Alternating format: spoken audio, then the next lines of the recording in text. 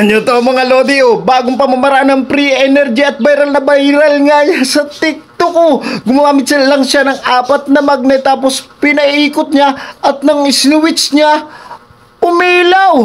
Ala, so titingnan natin kung legit yan. Susubukan din natin, okay? Let's go! So yun na nga mga lodi at eto na yung ating mga kailangan. Bali dun sa nakita natin yung dalawang magnet na maliit ay square, so wala akong nakuwang ganun. So ito na lang, dalawang bilog din ang kinuha ko, no? Magnet din naman to, at saka malakas din naman to. Tapos yan, ito, ganito, dalawa rin to.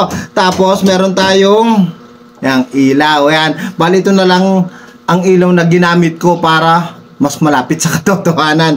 Tapos meron na tayong dynamo, yan katulad dun sa nakita natin, at saka switch. Pwede namang di natin nalagyan ng switch, ano? Pero bahala na, tingnan din natin. Tapos, itry muna natin kung nagana yung ilaw natin. Tatry ko muna yung bumbilya natin na gagamitin, ano? Baka kasi hindi umilaw, ano? So, ito, may battery ako dito ng energizer. At, tingnan natin. Yan! Nailaw siya habang lodi yan. Nailaw, oh.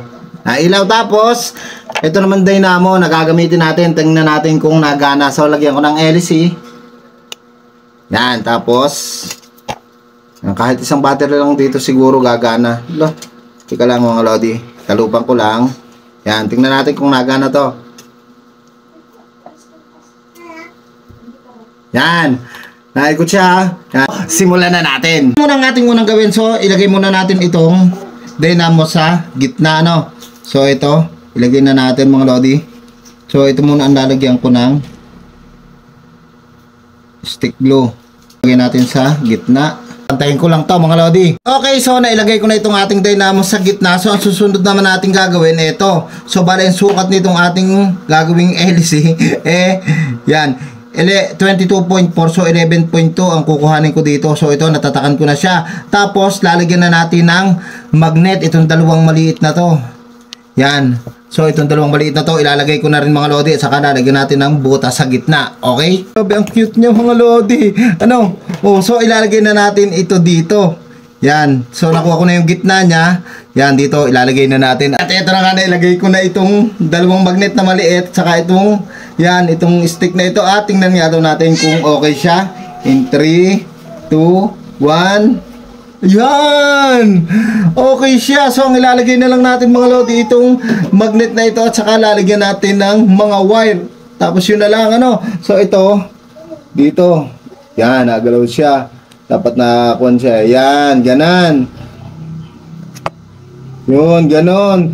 Tapos, ito naman dito sa kabila. Ano? Yan, ganan. Okay, ilalagay ko lang to mga lodi. So ito, nakasetup na yung ating mga magnet, ano. At hindi ko na nga pala ito lalagyan ng switch, ano, kasi pwede naman yun. Pwede naman pagkaikot nga iilaw na agad siya. Hindi na natin kailangang i-switch para makita agad natin kung anong resulta, ano. So ito, ilalagay ko lang itong bumbilya na ating gagamitin.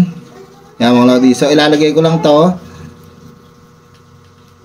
Yan, pinakita ko sa inyo, nagana yung ating bumbilyang ito, ha, kanina.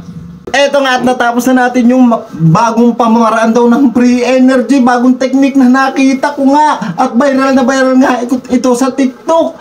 Ano, so hindi ko na nga pala siya nilagyan ng switch, ano, wala kayong makikita ng switch dyan, hindi katulad dun sa nakita natin, kasi nga para pag umikot kita agad natin kaysa pipindutin pa natin.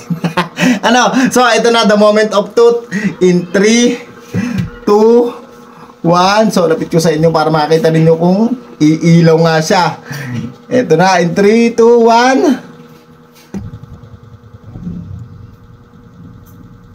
1. Yan, ganda ng ikot. Hala. Hala.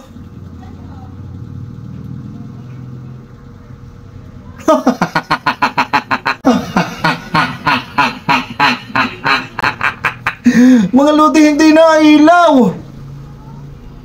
Oh. Ala. Oh, wala. Bumalik na.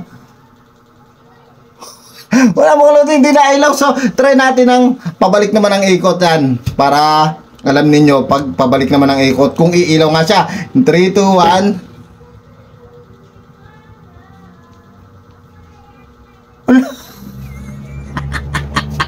1. Wala mga lodi, oh. Hindi talaga nailaw. Ano? Takloban ko kasi maliwanag yung ilaw ko. Wala mga lodi. Sa itong napakalaking budol. Oh, wala eh. Ayos naman ang gawa ko. Katulad nung napanood natin, wala nga. Hindi nga lang ako naglagay ng switch para makita nga natin. Baka yung ginawa niyang Daya nandun sa switch, merong nakalagay na wire. Ano, syempre, kayo pa rin ang bahalang humusga. Budol na naman sa mga lodi. Wala eh. Hindi naman nailaw.